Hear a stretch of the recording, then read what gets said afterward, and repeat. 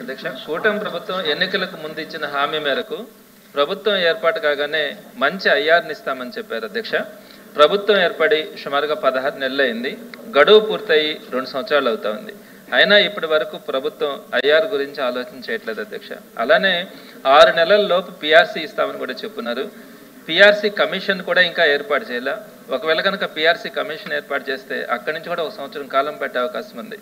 మరి పిఆర్సీని ఎప్పుడు ఇస్తారో కూడా ఎంప్లాయీస్ అంతా ఎదురు చూస్తూ ఉన్నారు అధ్యక్ష. అలానే డిఏల విషయం కూడా దేశంలో ఎక్కడా కూడా లేనట్టుగా మన దేశంలో ఇప్పుడు మన రాష్ట్రంలో 4 డిఏలు పెండింగ్లోకి వచ్చాయి అధ్యక్ష. 6 నెలలకు ఒక్కసారి ఇవ్వాల్సిన డిఏలు 16 నెలలైనా కూడా ఇవ్వలేదు కాబట్టి టోటల్గా 4 డిఏలు పెండింగ్లోకి వచ్చాయి అధ్యక్ష. అలానే పాత బకాయిలు కూడా చెల్లిస్తామని చెప్తున్నారు.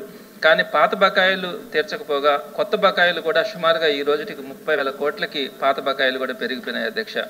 కాబట్టి తక్షణమే పెండింగ్లో ఉన్న 4 డిఏలు అలానే ఆలస్యం చేయకుండా చెప్పిన మాట ప్రకారం 30% ఐఆర్ను వెంటనే 12వ పిఆర్సీని అమలు చేయడానికి కావాల్సినటువంటి చర్యలను వీలైనంత త్వరగా 30,000 కోట్ల ఉద్యోగస్తుల బకాయిలను వెంటనే విడుదల చేయాలని మీ ద్వారా ప్రభుత్వాన్ని కోరుతున్నాను అధ్యక్ష.